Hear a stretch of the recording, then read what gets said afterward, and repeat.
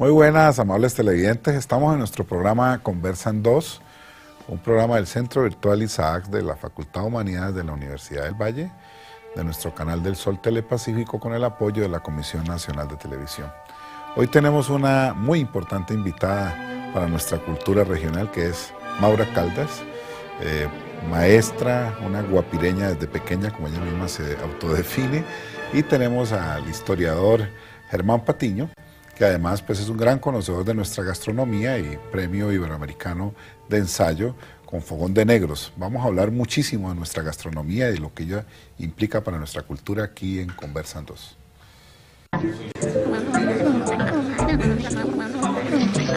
Estamos aquí, Conversan 2.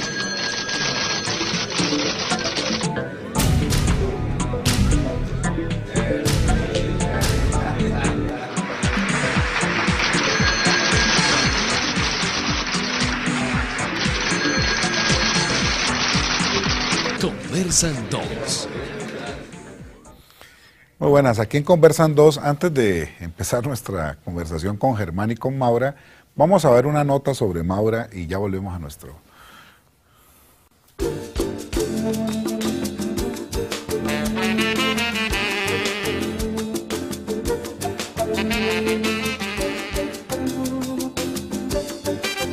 La cazuela, el arroz con camarones, pescado frito y arroz mixto, son los más representativos. Pues ha cogido ya tanta fuerza que hay diferentes sitios dedicados única y exclusivamente a comida de mar. Está Alameda, está nosotros aquí, la calle del Marisco, Chontaduro. Hay mucha gente que no come porque los mariscos sean nutritivos, sino porque está como de moda. Pero la mayoría de la gente tiene conciencia del poder nutritivo de los mariscos. Maura fue una de las pioneras con la comida del Pacífico, allí por la Roosevelt. Desafortunadamente ya se cansó, o no sé, es que esto va cansando mucho. Pero ella fue de las pioneras, ella fue de las primeras que empezaron. Ella empezó como unos 4 o 3 años antes que yo. Y en este momentico ya no existe, ya se dedicó a descansar, a dictar conferencias y a darse la gran vida. La cevichería Guapi está cumpliendo 30 años ahora en agosto. Y ya Maura hacía como unos 3 años tenía Los Secretos del Mar. Uno de los pueblos que nos podemos dar el lujo de decir empezamos a abrir camino a la gastronomía ha sido Guapi. Hay muchas cosas que hemos tratado de aplicar, incluso la parte docente en la misma gastronomía.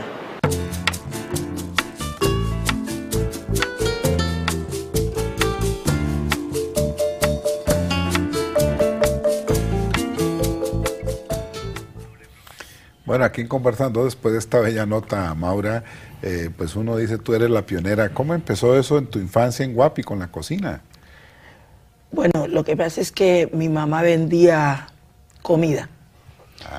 Se llamaba cena en ese tiempo. Entonces la gente comía en su casa, pero por la noche vamos a cenar.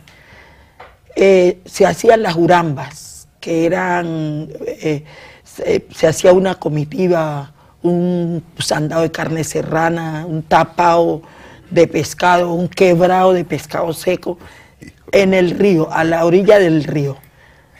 Y se llevaba guitarras, bombos con uno, y entonces uno iba allá y cantaba, se bebía, los hombres bebían, las mujeres no bebíamos en ese tiempo. Las mujeres éramos zanahoria. Entonces los muchachos tenían una cosa muy buena, nos decían, muchachas, pongan ustedes la comida y nosotros la bebida. Ellos bebían y comían y nosotros cocinábamos y comíamos. Entonces le van haciendo a uno como ese deseo, como ese gusto por la gastronomía, y más que todo porque a la mujer la preparaban para ser el ama de casa. La mujer tenía que aprender a cocinar, mujer que no supiera cocinar.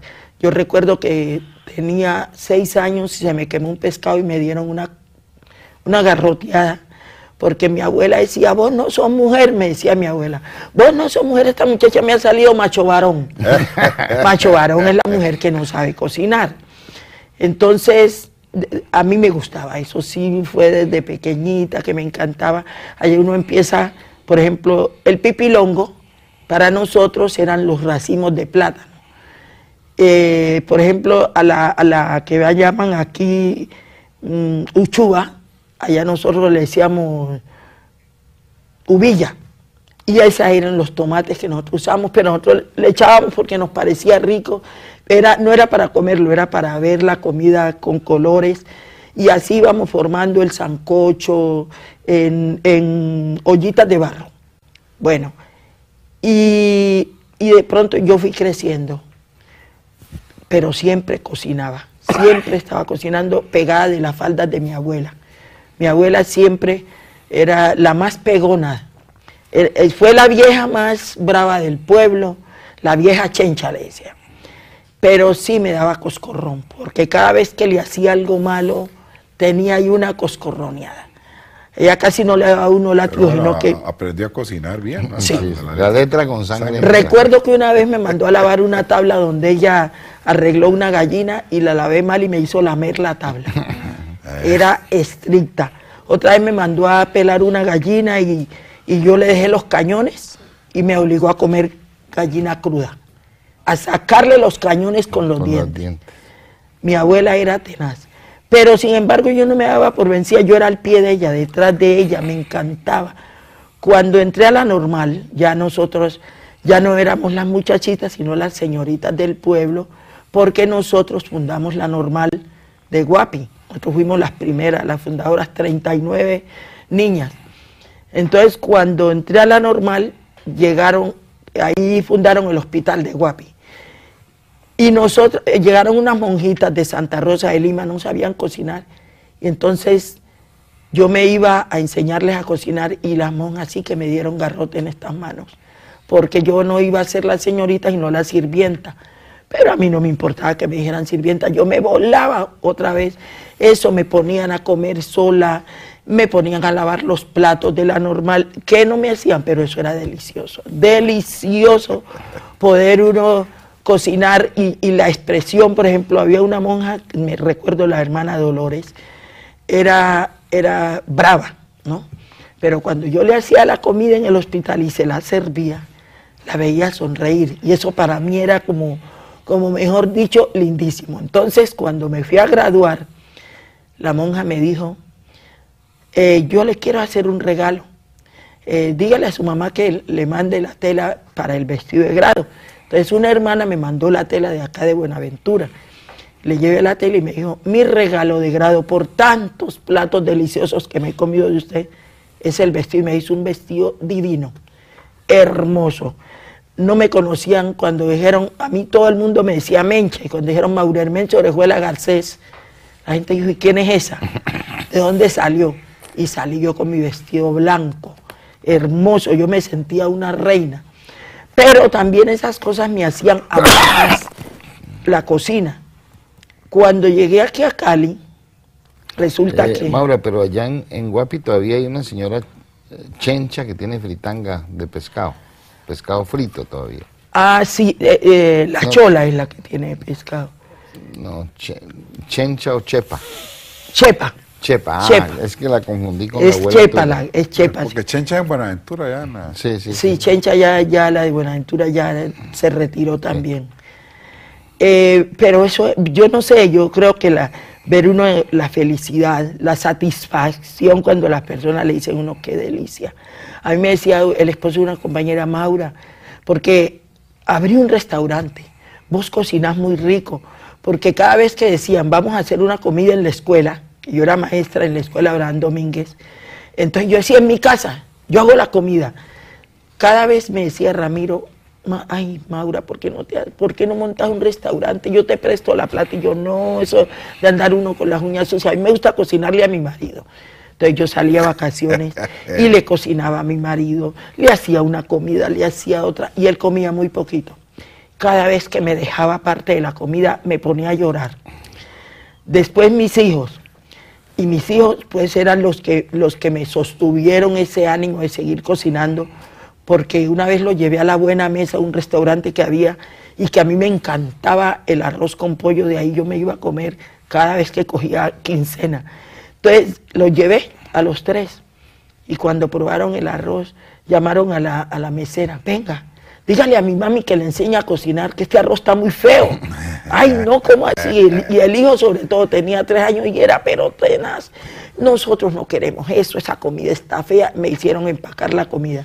Llegué a la casa, les hice un refritico, se lo comieron delicioso. Dije, está viendo, mami, usted enséñeles a cocinar. Y ellos todo lo que yo les hacía les parecía la gloria. Tiene unas manos prodigiosas para la cocina, Germán, eso tiene mucho Sí, que ver. Maura es de esas mujeres que además creo, no sé si mienta, ella me dirá, que aprendieron a cocinar por tradición familiar y de su pueblo, y nunca con medidas ni con recetarios. Sí. O sea, uno ve a Maura no saca un libro de recetas para cocinar, ella sabe qué tiene que hacer, sabe trazar las medidas con la mano, con un sentido casi genético del conocimiento de la cocina, y si no fuera así, se vería mal. Si no soy capaz, por ejemplo, de un arroz hacerlo echando los pocillos de agua. Para eso Dios nos dio los dedos. Sí. Entonces, ponemos el arroz, guapi, metemos el dedo y de acuerdo a lo que sintamos, ese es el agua. Sí, así es. Si lo queremos volador, sabemos cuánta agua hay que echarle. Si queremos que el arroz quede un poquito mojadito, cuando lo voy a hacer a mi hijo, que a él le encanta el arroz que quede como masacotico, entonces yo le sé cuánta agua le he hecho. Lo mismo la comida, a mí no me gusta. Y la sal, ya sabe cuánto la sal. Yo tengo que tocar la comida hay que tocarla, hay que acariciarla, hay que transmitirle amor, porque la comida, ella le corresponde a uno. Cuando uno, me desespera a mí ver que, por ejemplo, cojan un trozo de pescado y le echen la salecita así y la pimientica así. A mí me gusta coger el trozo y sobarlo, sí. ¿no? Y mientras tanto estoy diciendo es que te voy a comer, ¿no? Entonces darle mi amor, darle esa ternura que llevo yo por dentro, y mi comida tiene que quedarme sabrosa. Entonces nosotros no sabemos medir con cucharitas, ¿no? Cuando yo empecé, que hice el primer programa de Telepacífico, muchas llamadas, porque tocaba la comida, porque las señoras que iban a cocinar en ese tiempo iban a hacer programas, entonces llevaban cucharitas y le echaban la salecita. ¿Cuánto es la medida exacta? ¿Cuánto se pesa? ¿Cuánto no, es? y con la cucharita. Yo no sé trabajar con libros, yo tengo libros de cocina y nunca, es decir, cuando estoy desocupada me pongo a mirarlos y todo eso, pero nunca, no soy capaz, porque entonces una vez me puse a hacer una comida con un libro de cocina. Entonces decía, échele 5 onzas de no sé qué. Entonces yo le echaba 5 onzas, decía como que le falta. Echémoslo otro poquito con la mano. Que, por ejemplo, en mi tierra la comida no se mide. Si uno tiene una libra de arroz, se come 1 libra. Si uno tiene para 2 libras, se come 2 libras. Así es. Pero a mí no me gusta la repostería porque hay que echar granitos. Eso es de tacaña. Entonces nosotros en la costa, la gente que mide la comida, que va en medidita, dice, ay, no, más tacaño, imposible, porque allá uno ya compra la ensarta de pescado. Allá no compra el pescado pesado, la ensarta. Y uno vive al día. Su ensarta de pescado grande, si son 3, 4, echa 6 pescados, 7 pescados, 8 pescados, y llegó alguien a la hora del almuerzo, ahí está para darle almuerzo. Entonces, yo aprendí con mi abuela, mi mamá, mis tías, con las vecinas, porque yo era metidísima, de esas que se iban para la casa ajena y yo allá me iba a cocinar. Porque, entre otras cosas, cuando usted llegaba al pueblo era una combinación de olores. El coco y el pescado dan un olor exquisito. Entonces usted pasaba por la casa de mi tía Evelina Guerrero, están haciendo tal cosa. Uno sabía cuando era piangua, cuando era cangrejo, ¿no? Pasaba por la casa de alguien y uno decía, ay, están haciendo tal comida. A veces uno subía y miraba, delicioso.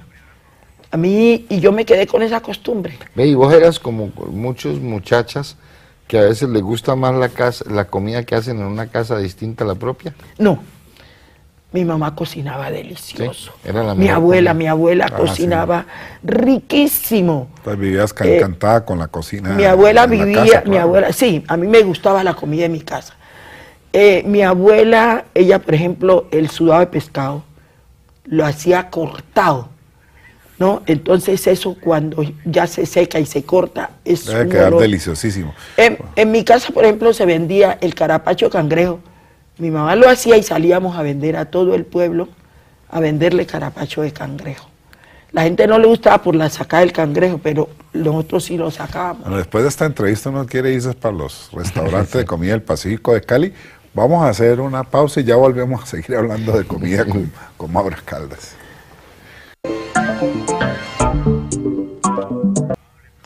Bueno, aquí seguimos en Conversa en Dos con Maura Caldas, que nos ha aquí abierto muchísimo el apetito con todos los maravillosos platos que aprendió con su abuela y en su casa.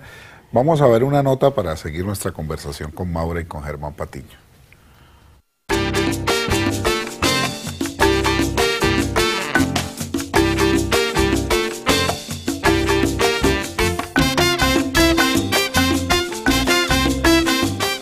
Para hablar de la cultura gastronómica del Pacífico en Cali, tenemos que remontarnos a la región pacífica e iniciar, primero que todo, hablando de lo que es la cultura alimentaria, es decir, la forma como los residentes de la costa pacífica colombiana extraen de la naturaleza los recursos sin causar daño, es decir, no se hace una explotación de los recursos tanto marítimos como de los ríos, como de la selva, más conocida allá como el monte.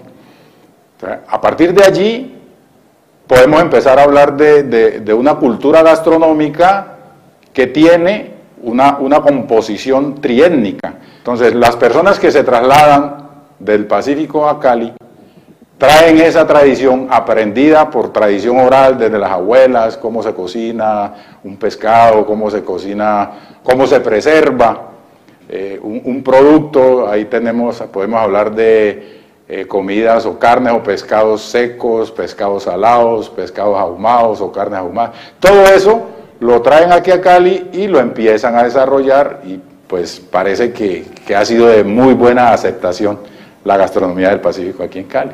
Maura Caldas es pionera, ella viene de Guapi y trae esa visión. Primero la visión de la añoranza de su comida en su casa, donde estaba su papá, don Manuel, exalcalde de Guapi varias veces, la mamá, nosotros la llamamos nuestra segunda mamá, la vieja Leona, y abre su negocio con el nombre Secretos del Mar.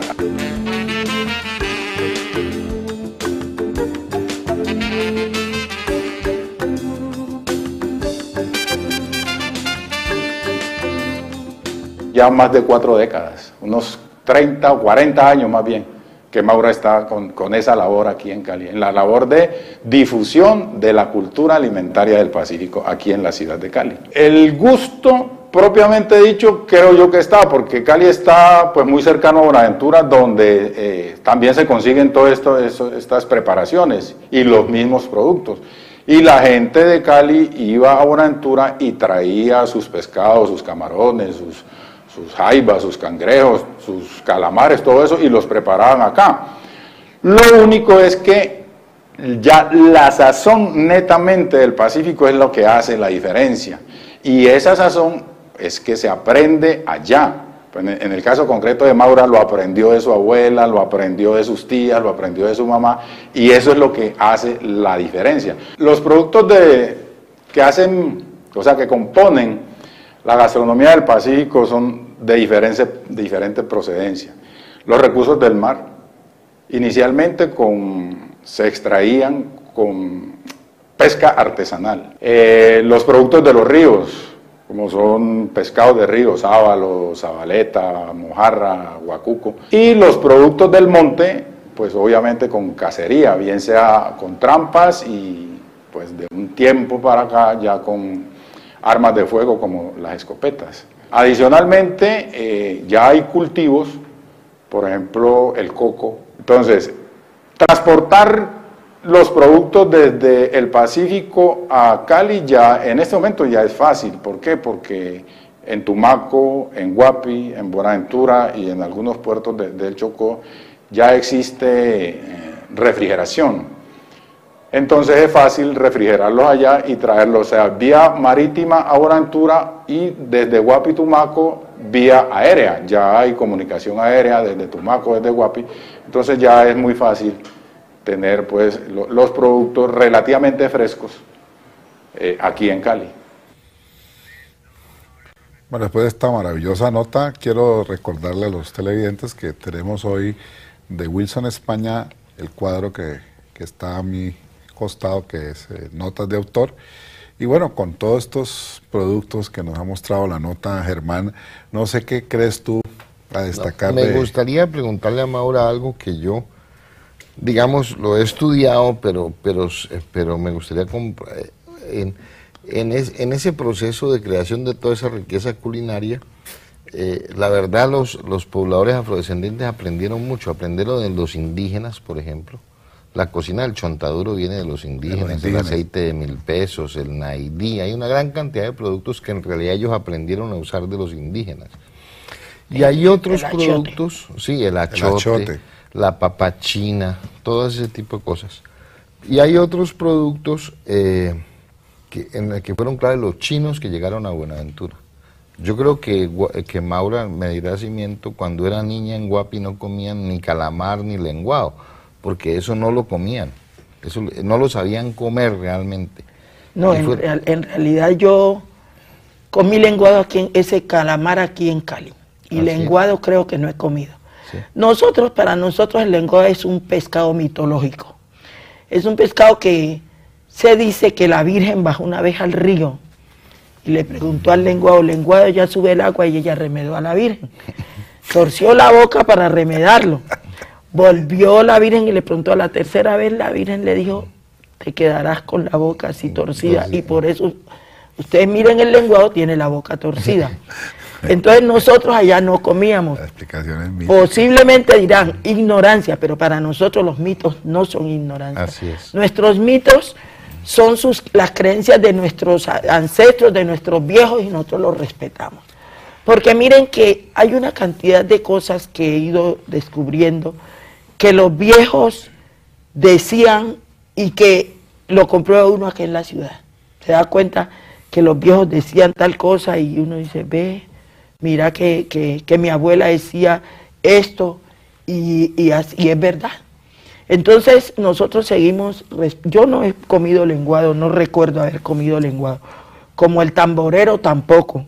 Y el tamborero no es sino que uno dice que la hiel del tamborero es veneno. Entonces a mí sí me da mucho miedo comer tamborero, que lo venden como merito. Y el calamar en realidad yo lo vine a conocer aquí en Cali, me trajeron de Tumaco. Creo que en Tumaco entró primero la cuestión de comer calamar, y una sobrina me dijo, tía, le traigo a regalar unos calamares. Y yo dije, ¿eso qué es? Me dijo, no, que esto es rico. Entonces ella misma los preparó, pero yo me comí un pedacito con mucho recelo, porque no, lo que sí me pareció muy linda fue la pluma. ¿No? Para mí es un misterio de la naturaleza que el calamar tiene la tinta y la pluma. Entonces, eso sí, ya después tuve que, por el restaurante, cuando abrí el restaurante, tuve que aprender a cocinarlo, a manejarlo, a limpiarlo, ¿cierto? Entonces, refiriéndome, por ejemplo, a la nota que decía de la preservación de los alimentos, nosotros no teníamos nevera. Entonces, el negro tuvo que buscarse la forma de preservar los alimentos. Entonces, ¿nosotros qué hacíamos? Vamos a secar el pescado seco. Pero también nosotros, el pescado salpreso, que no es muy común acá, era salarlo, colocarlo un día al sol. El pescado está entre seco y fresco, y es de un sabor increíble. Y otra cosa, había mujeres que tenían las manos expresas, especiales para salar el pescado, y el pescado se salaba y se dejaba al aire así tapadito y duraba hasta 4 y 5 días. Tanto que nosotros allá hacíamos los 7 arroces el miércoles santo.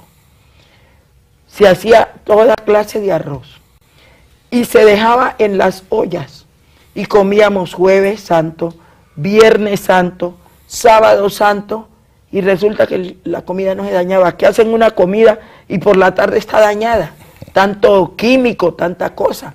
Nosotros no, solamente eran sus aliños, y aún yo utilizo los aliños que me daba la naturaleza de mi pueblo. Yo para el pescado no voy a corromperlo. Yo uso, por ejemplo, ají dulce. De lo único que me he corrompido un poco es que uso pimentón, porque el ají dulce a veces no se consigue. Yo uso cebolla larga, no me puede faltar, porque uno hacía la talanquera, cogía la parte de arriba de la cebolla, la verde, que es la que tiene el sabor, y con eso era que cocinaba, y dejaba ahí la otra parte porque esa volvía y retoñaba. Uso, por ejemplo, tomate. En mi casa tengo un nieto que le encanta el tomate, entonces yo compro tomate para que él coma. Pero a mis comidas no les echo, y a veces a mí sobra comida y se me olvida y se queda hasta el otro día, y mi comida dura hasta 2 días ahí sin dañarse. Entonces la cebolla larga, el ají dulce, el ajo y las hierbas, cimarrón, poleo, orégano.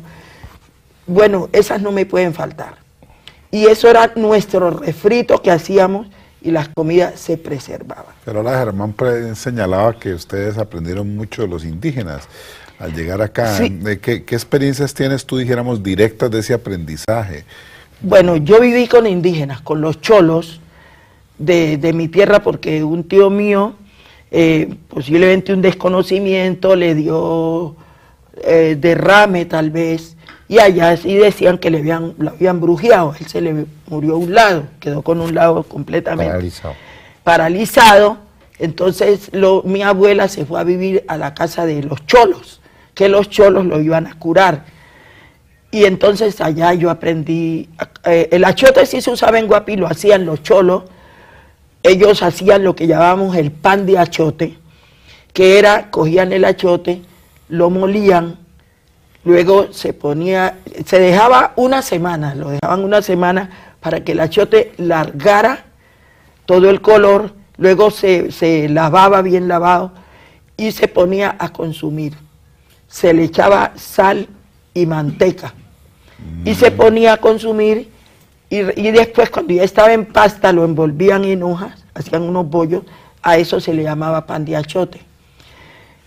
Eso es una cosa. Yo aprendí a comer culebra con los indígenas, aprendí a comer piande, pues sobre todo porque también mis 2 bisabuelas, la una era guambiana y la otra era embera.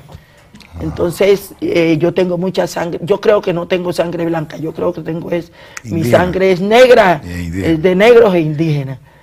Y entonces, en realidad, lo que dice el doctor Germán, nosotros aprendimos mucho. Tanto que yo hago una bebida que ahí la traje. ¿Ah, sí? ¿Cuál? Se llama parapicha. ¿Parapicha? Es una bebida afrodisíaca, parecida a la rechón. Lo que pasa es que esta es una bebida eso a Germán, porque sale muy que yo la preparo y demora 2 años, 3 años, 4 años, y entre más demore, más deliciosa. Y ese es una cuestión indígena. Ellos tienen allá un bejuco que le llaman pichapará. El bejuco en algunas partes tiene la forma de un pene en erección, él se envuelve en los árboles, pero hay una parte que se rebeldiza y no se envuelve en el árbol, sino que queda parada. Tiene las 2 tulmitas y las venas. Entonces yo le invertí y le puse parapicha, porque para eso sirve, ¿no es cierto? Entonces yo hago mi bebida que se llama parapicha, y la base de esa bebida es el pichapará. Eso es indígena.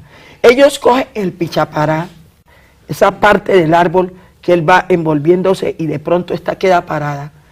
Ellos la sacan, la rayan, ¿no? Ellos la rayan no en rallador, porque en ese tiempo no había rallador, pero ellos se dan su forma, la rayan inclusive contra piedra, y se la echan al charuco o chancuco, que ahora llaman biche. Nosotros le llamamos en Guapi biche, pero en Nariño le dicen chancuco, los indígenas le dicen charuco, y ellos se lo echaban para poder tener virilidad. Entonces hay muchas cosas que nosotros aprendimos de los indígenas, a pesar de que los indígenas no querían a los negros. Los indígenas nos decían tuzuné. Y tuzuné, miren, toda la vida yo decía, ¿por qué tuzuné? ¿Qué significa? Fuimos con Carlos Yangua y otra señora, fuimos a Guapi hace 2 años. Entonces un sobrino nos llevó a un resguardo indígena. Y nosotros fuimos, y yo tenía eso acá, ¿por qué tuzuné? Entonces yo les dije, bueno, yo tengo una pregunta para ustedes. Hace muchos años, desde pequeñito he oído que ustedes a los negros nos dicen tuzuné. Eso se agarraron a reír y se tapaban la cara y se reían. Les dije, no me van a decir que cuando me dicen que tuzuné significa alacrán negro. ¿Por qué? Porque cuando los negros se volaban, del Chocó más que todo era que se volaban los negros, y llegaban a Guapi. Guapi era un lugar, había un lugar que se llamaba el Changuarará, los indígenas estaban ahí y empezaron a llegar esos negros a hablar duro.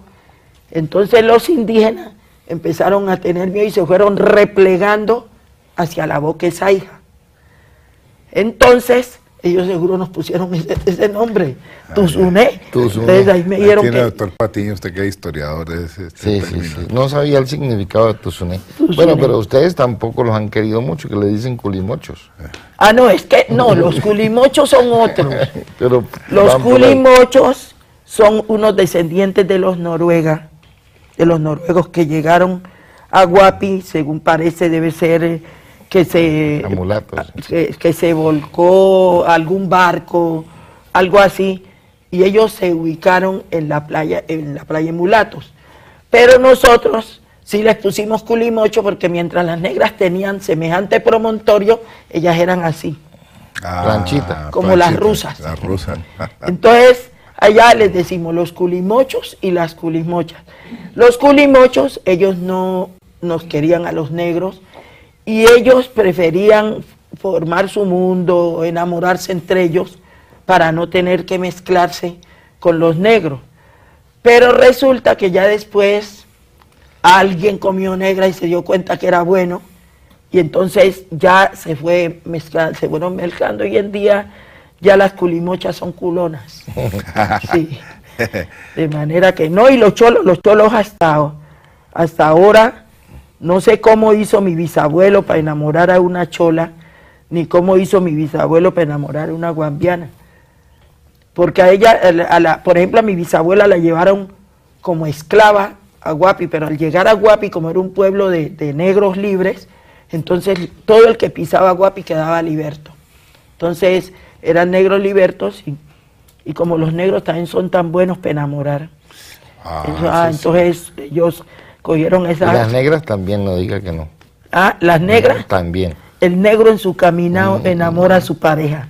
¿No? Y las negras no necesitan... Sí. Las negras coquetean. Sí. Pero, ¿sabe una cosa, doctor Patiño?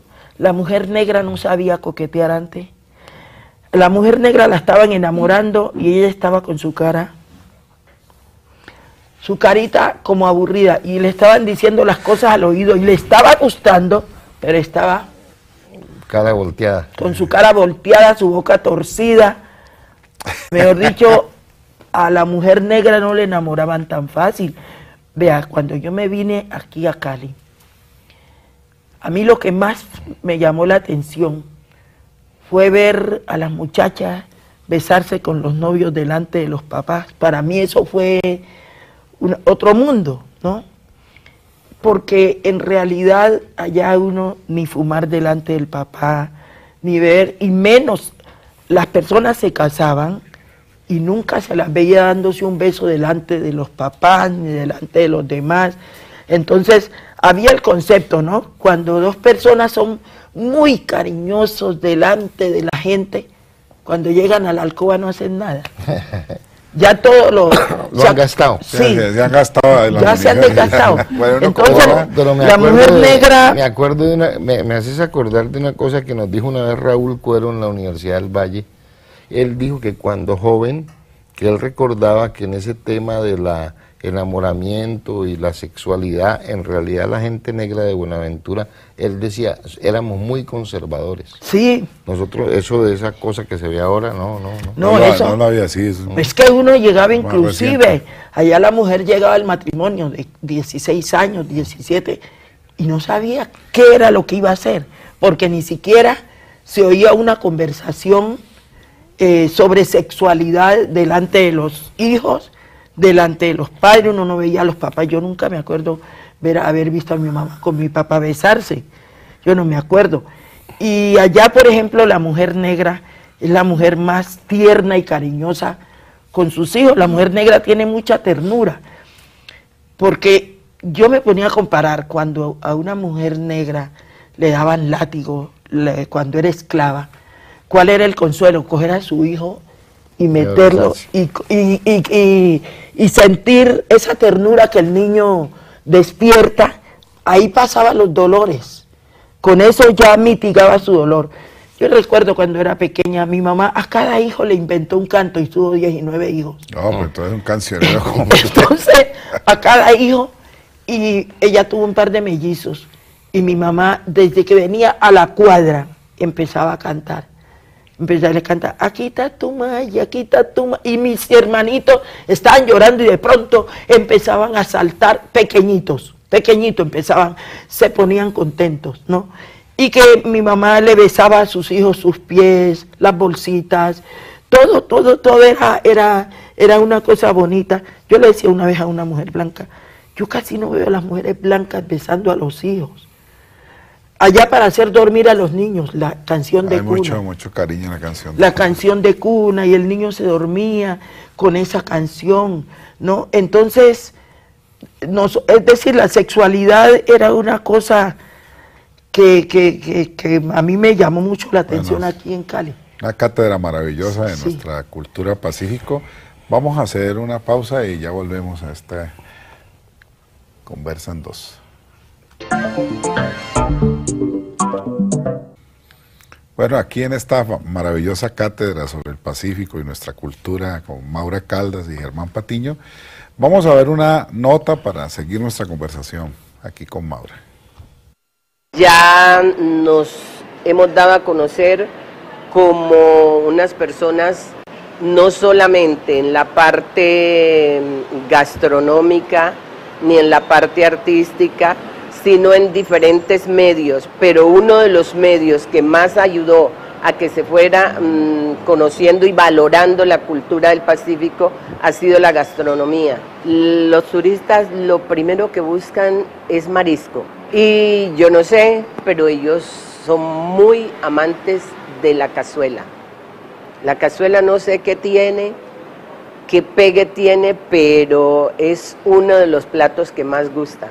Pues vienen turistas de diferentes partes, a veces para hacer reuniones culturales, otras para hacer reuniones comerciales, pero llegan a la cevichería, a veces traen sus intérpretes, otras veces ya ellos están empezando a decir palabritas en español, pero vienen más que todo de Estados Unidos, de Canadá, vienen mucho, de Holanda. A veces llegan, piden para llevarlo, y que si se puede congelar, que esto y lo otro, pero para ellos poder llevarlo, sobre todo cuando van en vuelos directos, hay que recomendarles determinados platos que le pueden durar. Por ejemplo, el pescado frito lo pueden llevar sin ningún problema, pero hay otros platos que se les avinagran, porque después ellos no lo van a saber, si se les congela no lo van a saber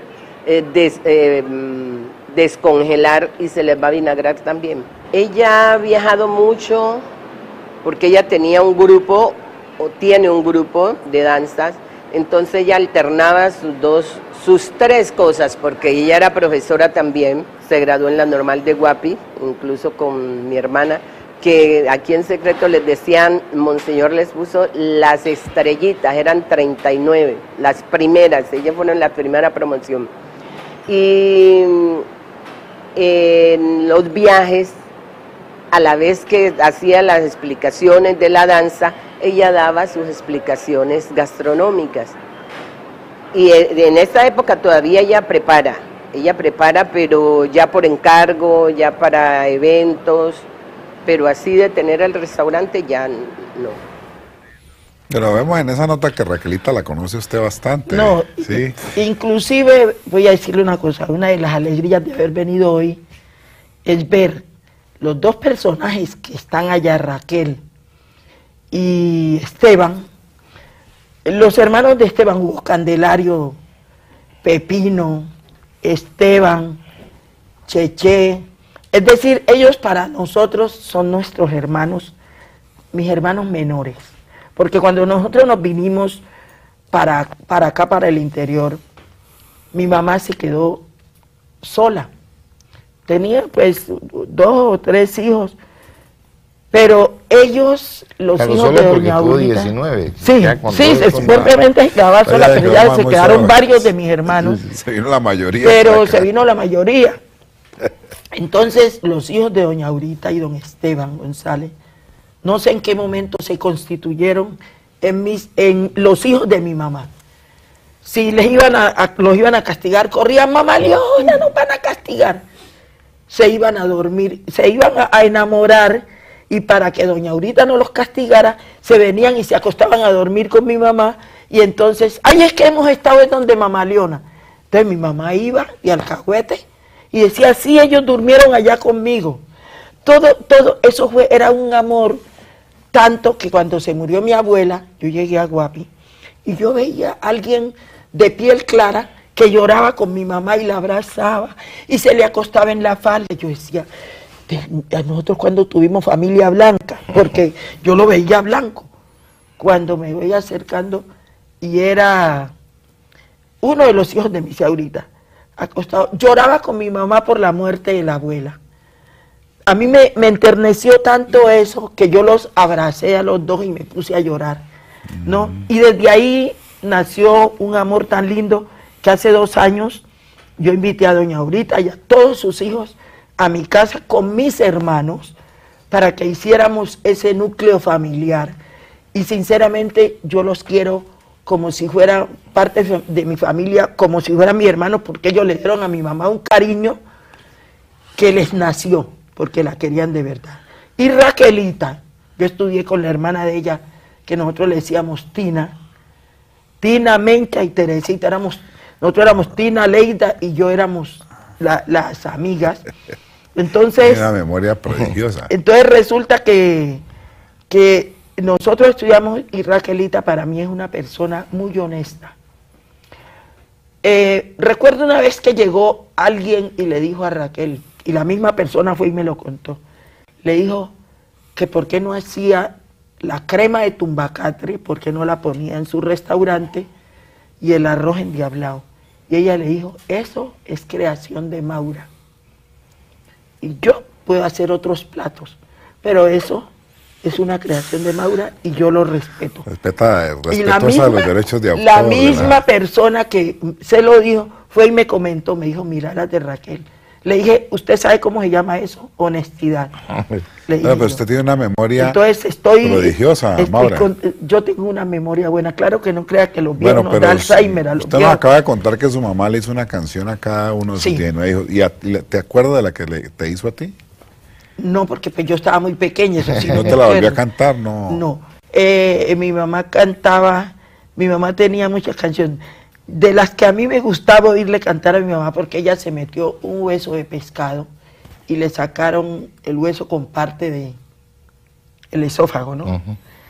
Entonces ella quedó hablando muy ronquito, pero tenía un golpe para cantar. Entonces ella cantaba una canción, decía, ay la vagamunda ya está preñada. Y a mí me encanta, mamá.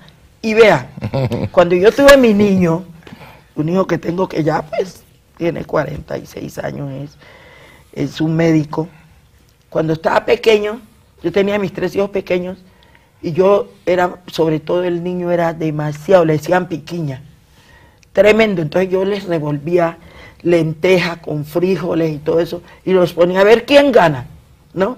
Entonces se ponían ellos a escoger, el uno escogía una cosa y el otro.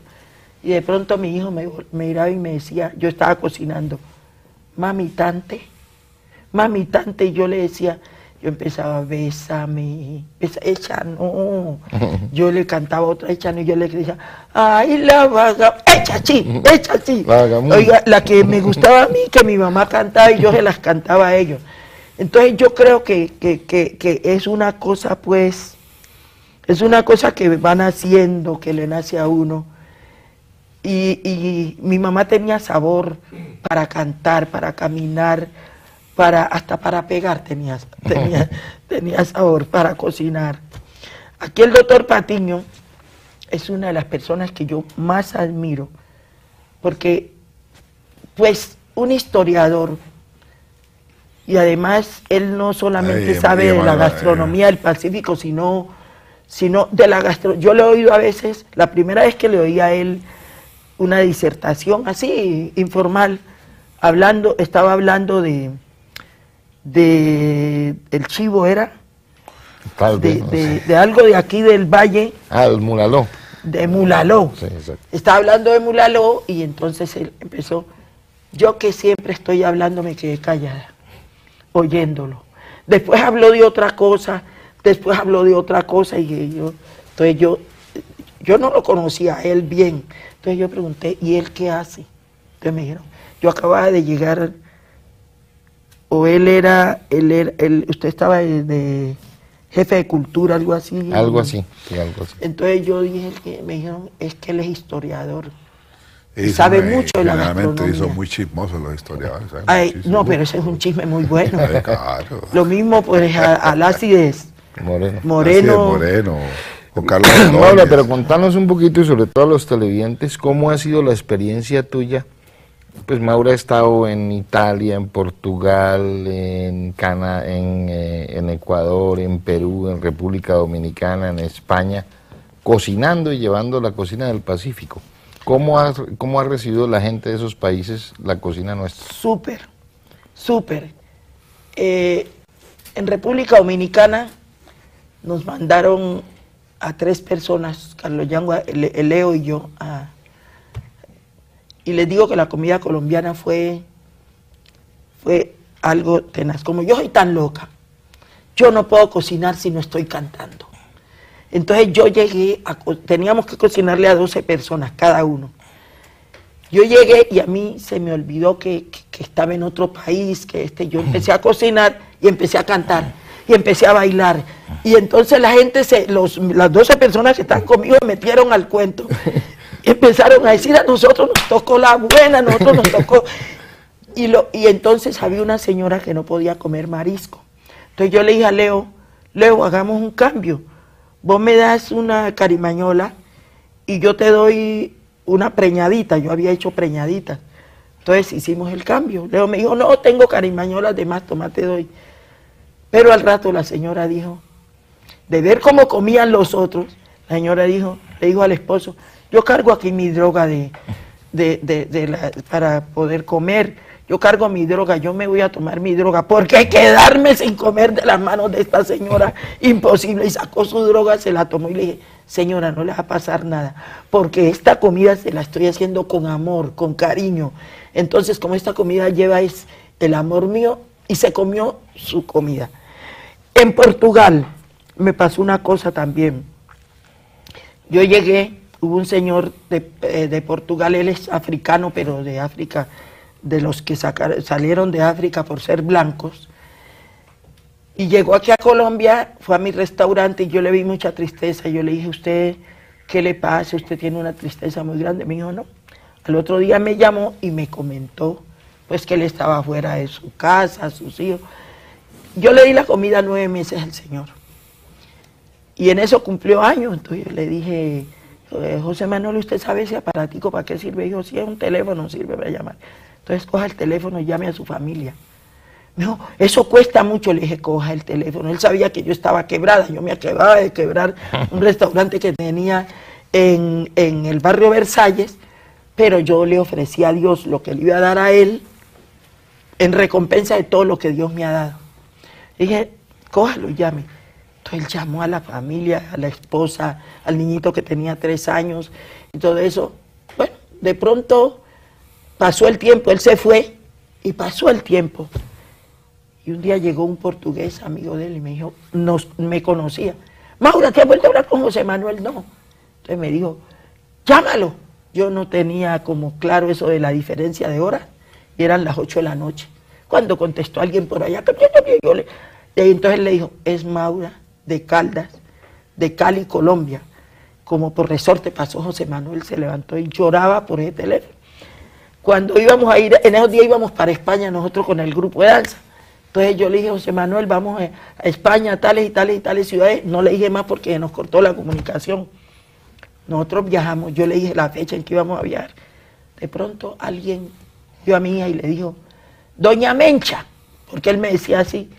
Mi hija volvió y le dijo, yo no soy Doña Mencha, yo soy Marcela. Entonces la conoció de pequeña, no de muchacha. Marcela, bueno, y dijo, desde este momento todo corre por cuenta mía. Nos llevó a Portugal, estábamos en España. Entonces hicieron pues, invitaron un mundo de amigos para que conocieran a la mamá de José Manuel en Colombia, porque yo le dije, cuando él dijo, ¿usted por qué hace esto? Le dije, porque nosotros somos su familia en Colombia.